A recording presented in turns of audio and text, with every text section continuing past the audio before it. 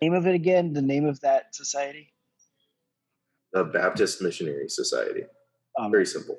Yeah. Uh, yeah, it had another. It had. Oh, let's see. Where's the original name was the Particular Baptist Society for the Propagation of the Gospel Amongst the Heathen. Yeah.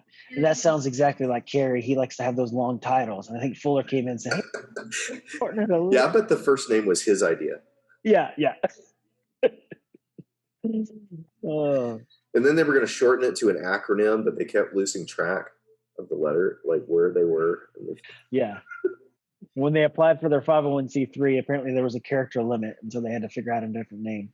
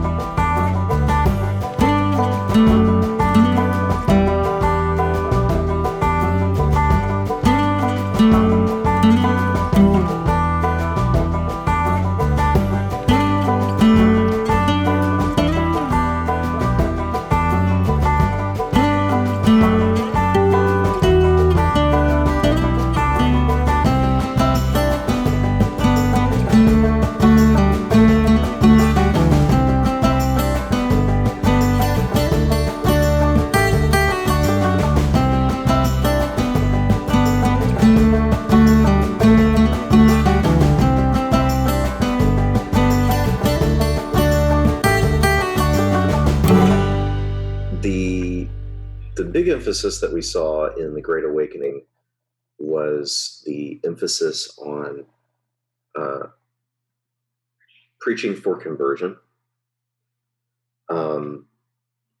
That meant an awareness of people who'd sort of spent all their lives as culturally Christianized in some sense, becoming aware of the fact that they thought of themselves as Christians because they were participating in this culture of Christendom.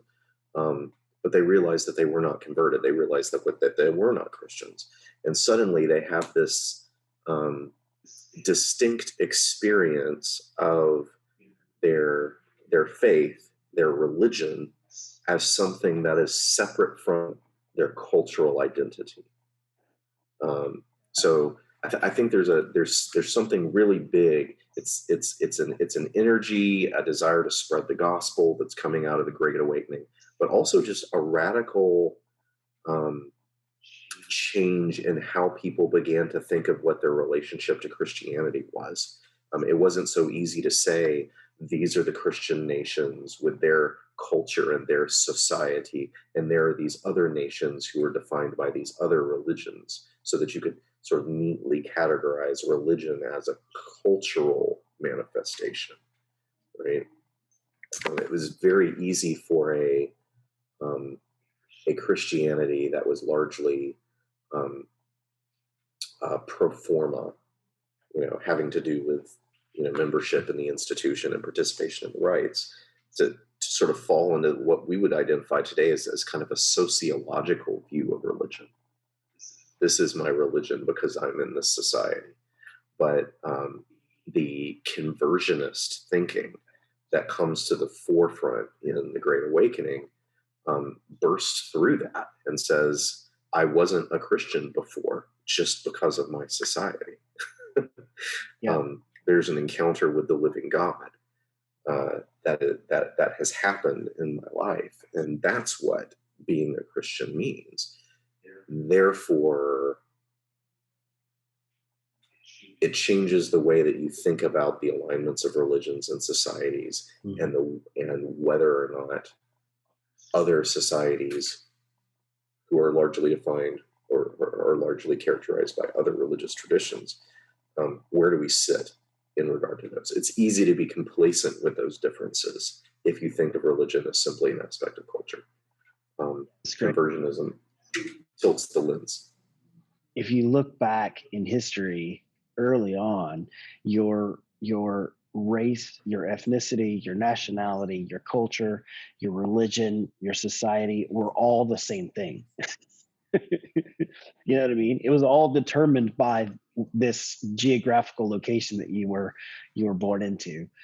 And then as time moves on, those things start to be kind of distinctives that are independent of one another. Um, and so I find it interesting. One of the things we'll talk about in just a second is you keep using the word society and how there's this, your religion is a part of this society that you're in.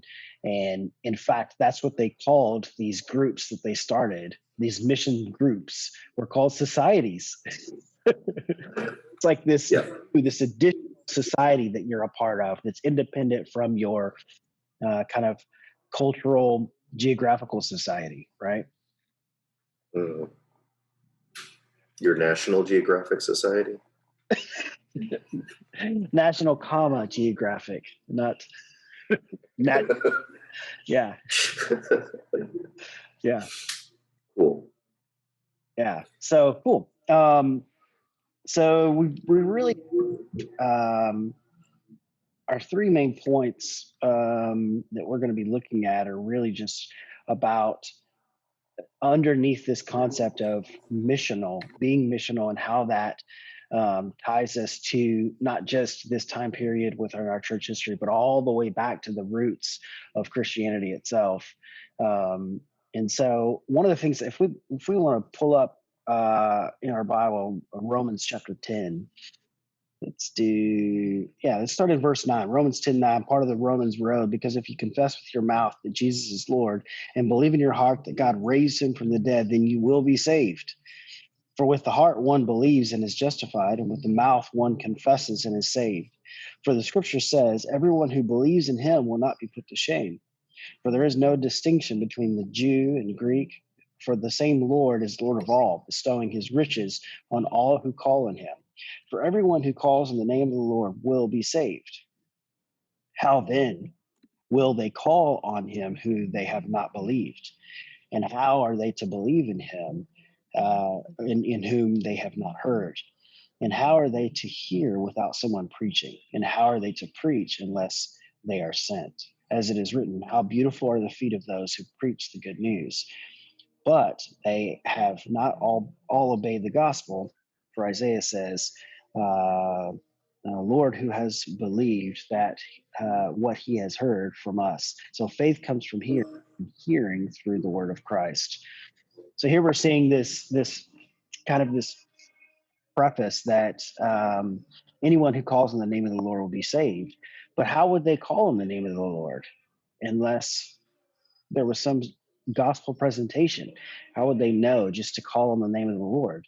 And so, there's this famous passage that talks about, how they know how will they believe unless they've heard, and how will they hear unless someone preaches, and how will someone preach unless someone is sent? And so this is kind of our Yeah. It waxed and waned through church history. And a lot of it did have to do with to what degree has Christianity become sort of the cultural default. When it does, it becomes very easy for Christians in a culture to see the borders of their society as the edge of Christendom, and not to think particularly about what to do across that border. yeah. So if we look through church history, what we see is waves of mission activity, and then a time of complacence, and then something happens to destabilize a person, a group, a society, in order to give this impetus to a new wave of evangelization. Rome basically had to be invaded by barbarians and fall for Roman Christians to think about evangelizing them.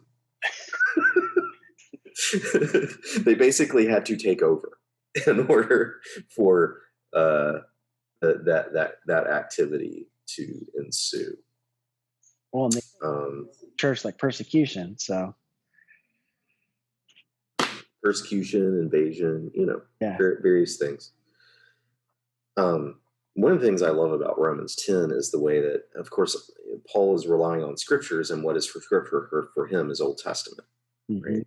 So what he's doing in Romans 10 is arguing for missions work with Gentiles, across these ethnic boundaries that had defined Judaism. Like, it's literally built in the name. Judaism, right? It's the Jewish way, right? Well, why would you preach the Jewish way to people who are not Jewish? That seems like a contradiction in terms. But Paul says, no, in fact, if you dig into the prophets, what they say is what we're doing. We are the ones who are preaching good news. We are the ones who are bringing the name of the Lord to everyone so that they can call on him. We're the one whose voice has gone out into all the earth, and in doing this, he's actually kind of doing what is our first point this morning, which is often Christians today, when they're talking about the history of missions, they will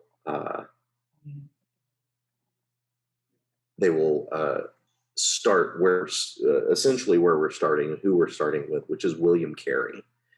And yes, William Carey is a formative figure in the beginning, in the origins of evangelical, especially Baptist missions, and the missions movement that our corner of Christianity sort of inherits and is identified with and actually builds its identity from, right? But he's not the first missionary, right? So 18th century, late 18th century, particular Baptists in England did not invent missions. Those who went out in that time they should be well aware that there was a long tradition of Christian missions stretching back. It's not like the apostles went to a bunch of the world and then just sort of died off and everyone else twiddled their thumbs until William Carey discovered the book of Acts. Right.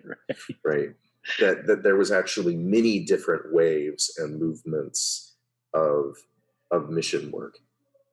And in fact, William Carey, in his big rainy day book of missions, called An Inquiry into the Obligations of Christians to Use Means for the Conversion of the Heathens, right, in which the religious state of the different nations of the world, the success of former undertakings, and the practicability of further undertakings are considered. Because, man, they knew how to do titles back then. Yeah, there was not an editor. You should go with a shorter title. And he's like, no, I feel like this is pretty snappy. Solid. This is the story. This is what will hook them. Yeah, he's like, that's my hook, you guys. There's this, in one of the last sections of the book, he talks about objections that people might raise to the practicability of converting the heathen, going around the world and converting, preaching to, non-Christians. One of the exact objections is that their uncivilized and barbarous way of living would make an English missionary, but their life would just be impossible because of the uncivilized barbarism of living among the heathen. And William Carey's response to that is, it was no objection to the apostles and their successors who went to the barbarous Germans and Gauls and the still more barbarous Britons. They did not wait for the ancient inhabitants of these countries to be civilized before they could be Christianized, but went simply with the doctrine of the cross. So what he reminds his own readers, people in his own day, is we were once uncivilized, barbarous pagans, and those who came and evangelized us didn't wait until we caught up to Roman civilized ways of living before they would come here and preach to us. They came and preached to us in the midst of what we were. And so this, he one of his arguments for we should be acting now is sort of tacitly, we benefited from the action of others. We were converted by the ancient mission work of others, and they didn't wait until we were nice to come and preach to us. Therefore, we should also not love. Yeah. Come as you are doesn't have the same ring if it's come as you are as long as you're refined, you know? Um, Yes. yeah. Come as you are, as you were, as I want you to be. Yes. That's the other song. So here's a depiction of William Carey, which I think is great. I think that style of art, that pointillism type, is fun. It's like money. It's like he was going to be printed on a $7 bill or something. I think that was plans. Not sure. Maybe William Carey should be on our money. Maybe. Yeah. So William Carey, he has this burden, this desire to go and preach the gospel to the nations, specifically even England. But before that, he grows up. He's pretty smart. This guy is like really brilliant. He teaches himself Latin, I think, as a small boy. Um, and but his parents are just like normal folk, right? I forget. They made barrels or something. Isn't that right? I can't remember what his dad did, but he was apprenticed to a shoemaker because he couldn't go outside without his skin breaking out. Yeah, I have that same problem. Um, yeah, he teaches himself Latin. He also really enjoys botany, and knows quite a bit about all of that. Um, and then he ends up, as he gets a little bit older, he gets married. Um, the woman that he marries, I think it's interesting. This is kind of a tangent, but the woman that he marries is just a regular girl, right? He's this brilliant thinker that has learned, by this point, he's learned, I don't know, 6 or 8 languages. I mean, he's learned a lot of languages. Um, and she's just a regular. So one person described her as a peasant girl, which I think is interesting. They get married. He's a peasant. He is a peasant. He's a brilliant peasant, which is a little bit of a kind of a unique situation. Um, and they get married. They have kids. They have what, 5 or 6 kids. Um, well, actually, they had 5 sons and 2 daughters, but 2 of the daughters died at birth, I think. Um, I haven't kept tally with the kids. It seems like every story that I hear, like at every chapter, it's like, and this bad thing happened in his life. Oh, and also one of his children died. Yeah, it's exactly right. And my point in bringing that up, and there's more bad things ahead, but my point in bringing that up is, we celebrate this man who's known kind of as what is the word? He's known as the father of modern missions, and really celebrated for that, particularly in the Baptist, faith. Um, and he did That's amazing interesting. things throughout his life, and yet he still experienced a lot of really traumatic, horrible things. Um, Yeah. so yeah, so him and his wife and his 5 sons, they moved to India to further the gospel there. Within right away, one of their sons gets dysentery, and within a few weeks dies. And because of this, his wife, because of this, and just simply being in India, which India at this time, India today isn't as refined as what we're accustomed to, but particularly in this day, and the stress of all of that, of moving house from one continent to all the way around the world, and then having your son. Months at sea. I'm sorry. Months at sea. Yeah, months at sea. I mean, it was just a horrible, treacherous journey, and then to get there, and there's further horrible things happen. His wife literally has a nervous breakdown and never recovers. She never recovers from this nervous breakdown, and she is just, it goes into fits of rage, and is really difficult to manage. and never recovers from this. And I think that's horrible. Oh, it's just heartbreaking. There's accounts of William Carey who's extremely devoted to this work, um, and yet having to, you know, um, somehow. Carry it on with his wife screaming in the next room, basically. Exactly right. Yeah, that's the exact account. Is he's translating the Bible into Bengali in one room, and she's screaming at the top of her lungs in the next room. And that's just a normal day. I'm just like, wow. Yeah. Um, Absolutely terrible. Then there's an account when William Carey is baptizing the first convert, the first Indian convert of his, and their oldest son. He's baptizing them, and yet his wife is upstairs locked in her room because she's having this, bit of rage.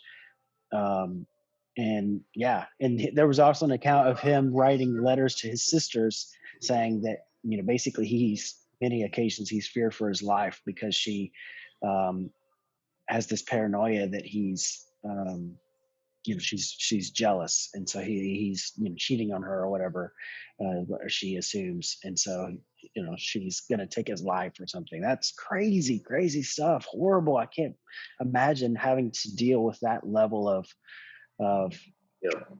Yeah. on a daily basis. I mean, that was not, um,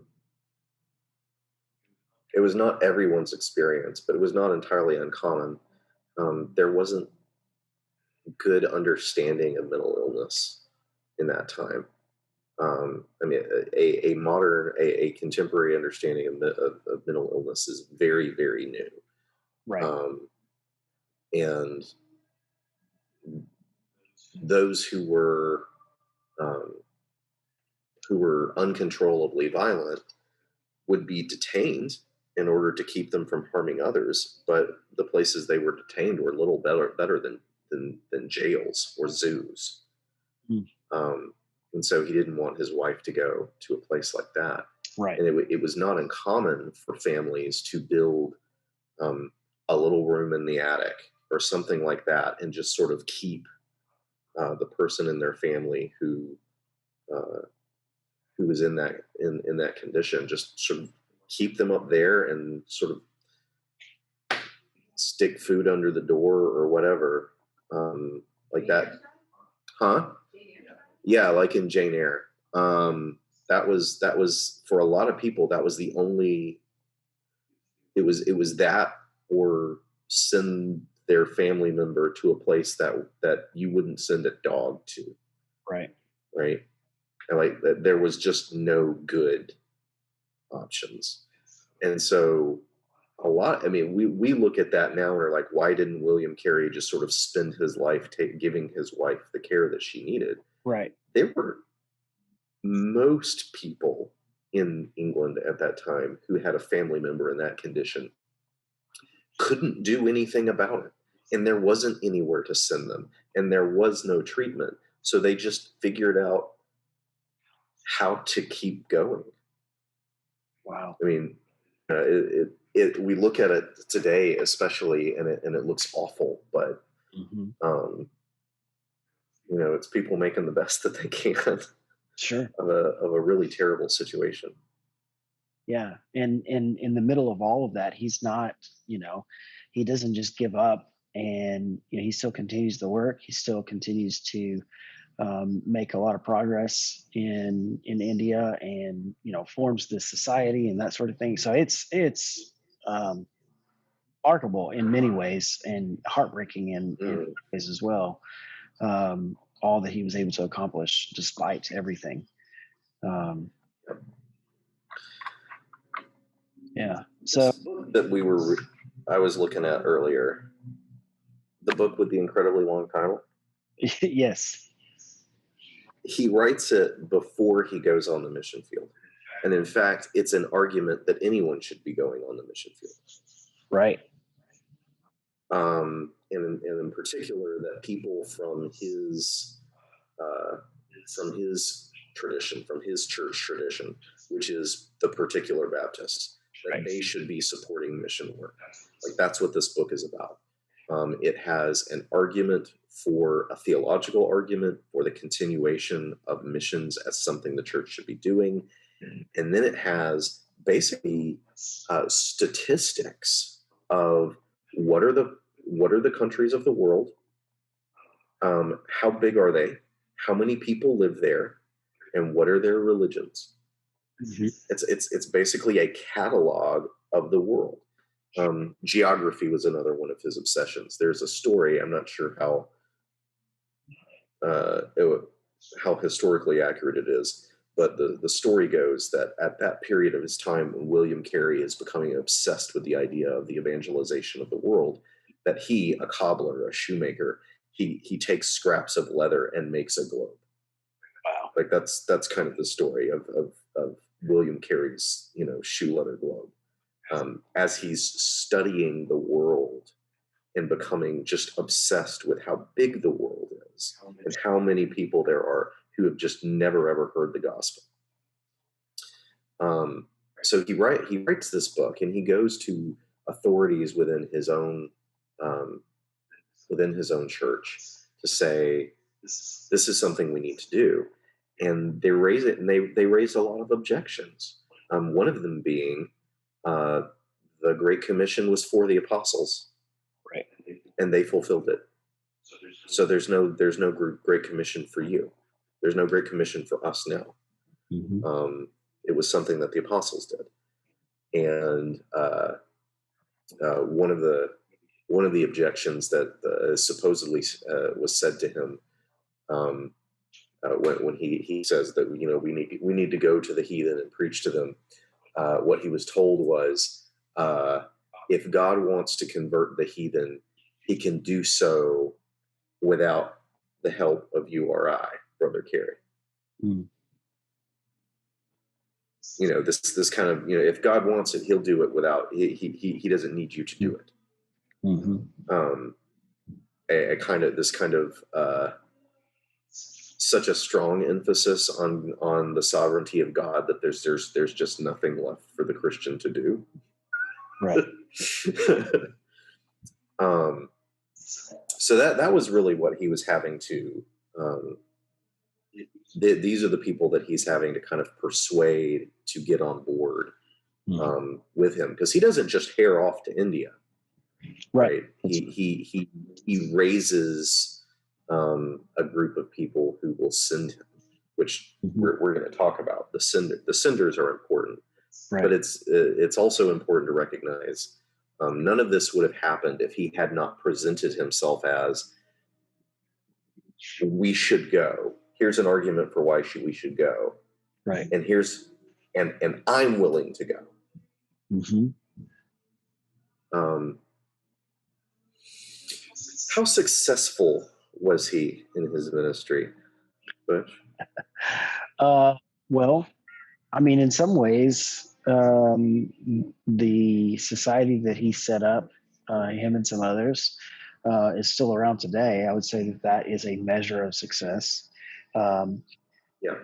One of the things that he was, from a cultural standpoint in India, one of the things that he was against was this practice that was done, sati, where if a husband dies, they're to be cremated, but the widow, the wife, is to sit on top of that cremated pile and be burned alive as a sacrifice. And he was adamantly against that, and he helped to bring that to be no longer the practice. And so that was a success, I think.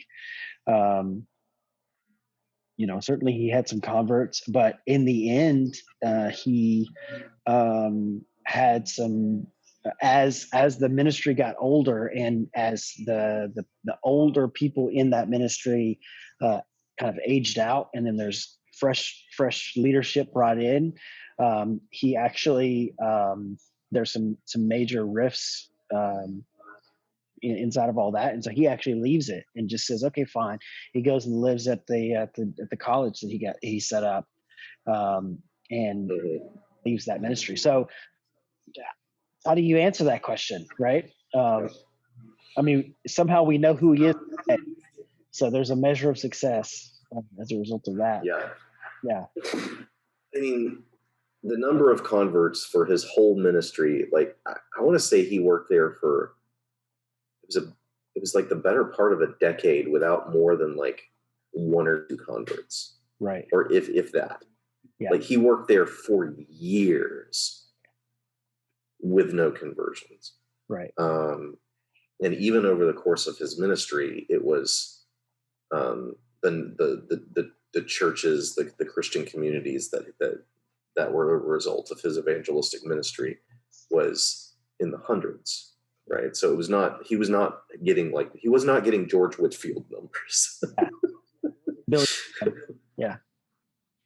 And he was working so much harder for every one of those, because what he discovers when he gets to India, and this is a guy with just a knack for languages, what he discovers when he gets to India is that there's not an India language. There's languages. Right. Right?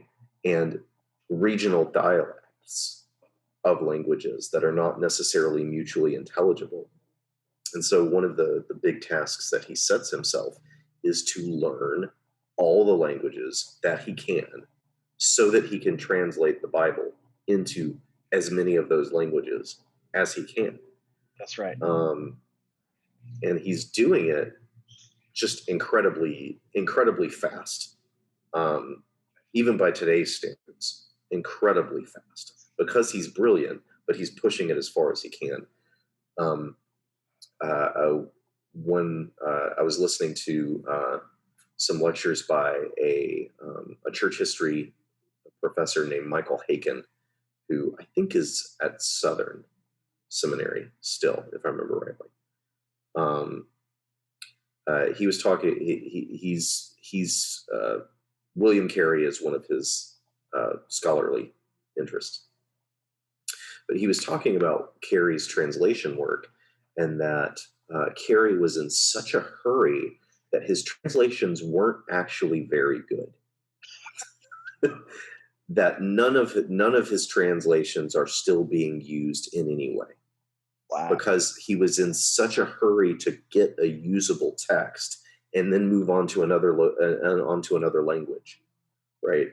He was in such a hurry that the quality was not always the best. Like he didn't always master the nuances, which takes a lifetime to do. But it's because he gets there and he's overwhelmed by, oh my gosh, there are dozens of languages in my neighborhood. Mm-hmm. So instead of kind of grabbing one and settling in, he just tries to do everything at one time. It just sort of shows the fervor that he had. You know, it all starts with this book where he's talking about all of the countries. He has this global vision. He doesn't have a vision for just one people in one place where he's just going to go deep there. Like he's always got this big picture in front of him, and he's trying to get as many things done as he can, and not always doing them super well. Yeah. In contrast, a younger contemporary of his, a guy named Adoniram Judson, who was ministering in Burma, he is inspired by stories of Carey's work, and comes to Burma to minister there. He learns Burmese, takes his time, and apparently Judson's translation of the Bible into Burmese continues to be one of the major, continues to be a respected translation of the Bible into that language, continues to be used.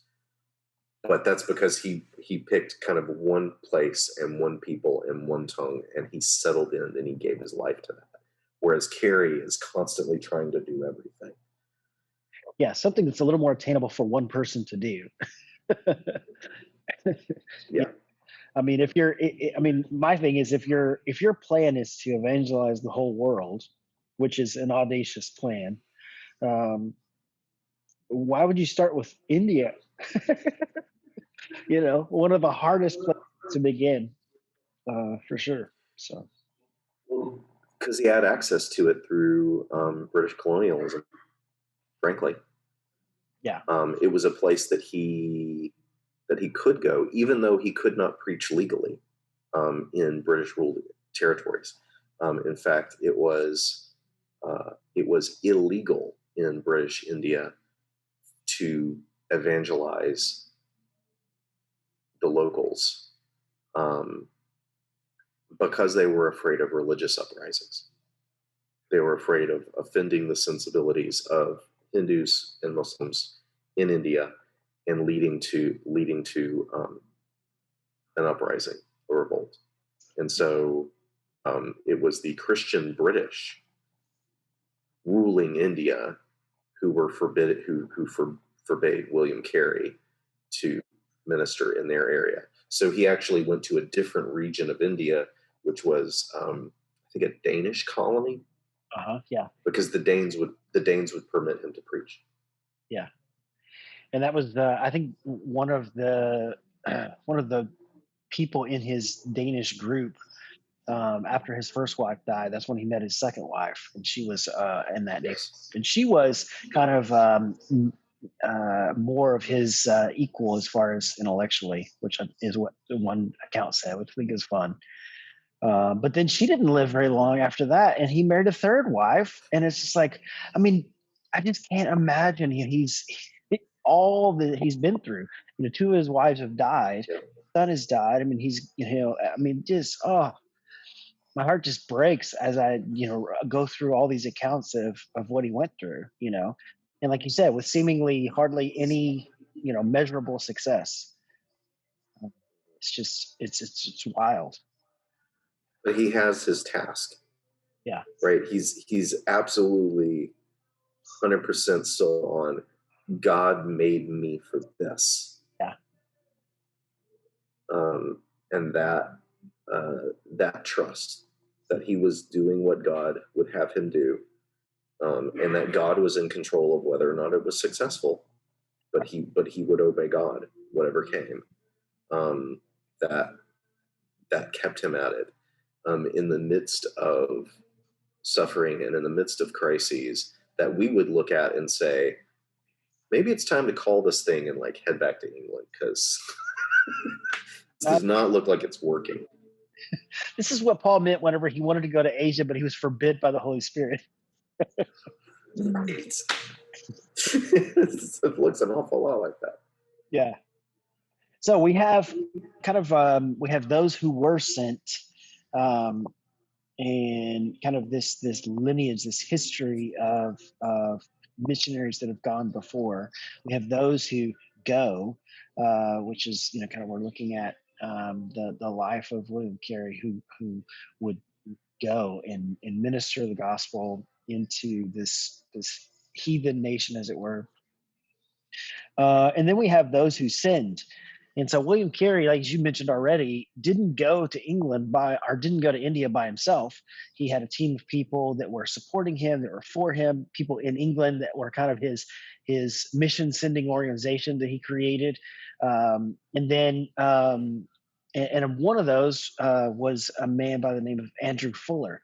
And Andrew Fuller and Carey became really good friends. And Fuller was a kind of interesting guy too. He was definitely always interested in the gospel and pursuing that. And so, but he knew that his role was kind of more to stay back, right, and to send. Mm-hmm. Yeah, he was a farmer, not, he was not a super educated man, but he became a pastor, and was apparently just entirely self-educated, and ended up writing a decent number of books, mainly dealing with theological controversies within the church of his own day. Yeah. Dealing with evangelism in particular. One controversy that he dealt with was what we've already alluded to with William Carey, people telling William Carey, if God wants the heathen saved, he'll do it without you. and that was an outworking of what was called, and this is the proper application of the term, hyper Calvinism, in which there's so much trust in God's sovereign work and salvation that there's literally nothing for a human to do. So Fuller was also an opponent of that, and while Carey had to address it enough in order to build his mission society that sent him. Fuller really took that as kind of that was his mission back in England to push back in a real concerted and organized and sustained way against that position. Pushing very, very hard for the role of the ministry of preaching, the need for evangelism, the need for humans for believers to do this work so that others could come to faith. That was one of his big his big tasks as a writer. The other one was dealing with a position that was called Sandemanianism, named after a guy named Sandeman, who taught that the faith that saves is just a rational assent to the tenets of of the faith. That the faith that saves is just sort of hearing the Apostles' Creed and going, okay, Got it. and so yeah, so he also spent a good bit of ink in writing against that particular position, and really drawing a lot on Jonathan Edwards as the theologian of the Great Awakening, to say that no, faith is about something more than just your mental assent to creeds and doctrines. Right. So yeah, so that's Andrew Fuller, just a brilliant, he's a brilliant farmer. William Carey is a brilliant cobbler. Apparently all the peasants are just brilliant. All the peasants are just brilliant. Not all. These two peasants were. There's a famous quote, right, that Carey said about it's in regards to Fuller, right? How does it go? He said, "I'll go down if you hold the rope." And he's kind of alluding to this idea of a miner would go down into the mine, and I just have a picture I was found of some people going down into a cobalt mine. Obviously, I don't have a picture of every kind of mine or whatever, but I just think it's fun. It's an interesting way to think You of. don't have a picture of William Carey going down a hole? I don't have a picture of William Carey going down a hole. I thought I would draw one. I mean, if we're going to keep with the pointillism, I could maybe draw one, but I didn't have time. But yeah, just this idea of someone is going, and someone else is sending. They're holding the rope. They're guiding this process, and they're helping to support that person along the way. And I think that's a great way to describe that relationship. I think sometimes as believers, particularly in America, we think, well, certainly we should go, and we should, but we can't always go. And so this idea of sending others to go and kind of holding the rope for them, I think is just a beautiful kind of way to think of it. Yeah. This was especially challenging. There was some work that was being done by the Church of England. Church of England has an archbishop, bishops, it has the institutions. The Church of England had a big organizational structure. Similarly, the Presbyterians had presbyteries, and they had these larger organizational structures above the individual congregation. The Baptists were congregationalists. Right. Which meant each individual congregation is autonomous. There is no overarching organization.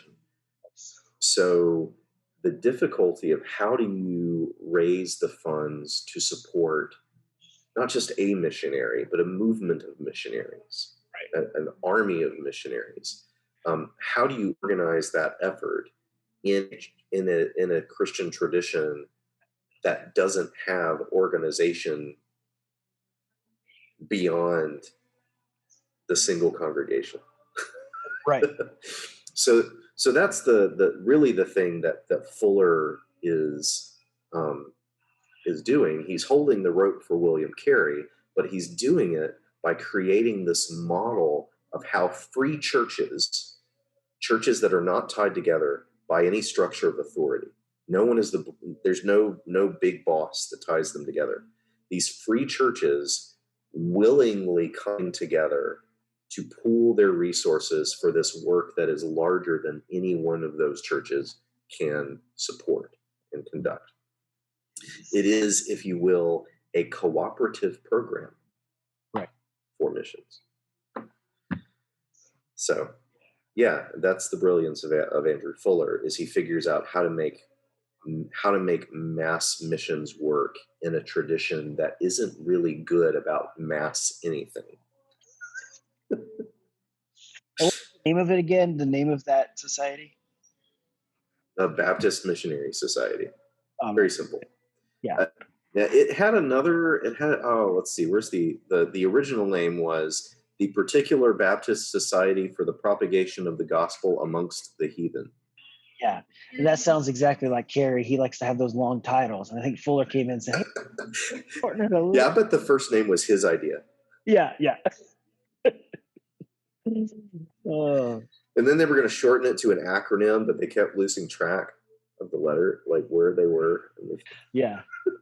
When they applied for their 501c3, apparently there was a character limit, and so they had to figure out a different name. Yeah. I'm not sure. The Baptist Missionary Society still exists. Yeah, and it was started. Still there. What year was it started? 1792. 1792. How cool. 200 or 300 years after Columbus sailed the ocean blue. That's so great. I mean, how cool is it to be, to be a part of something like that that's that long-standing, which is funny because it's like, hey, we're part of the church, which is longer than that, but you know what I mean.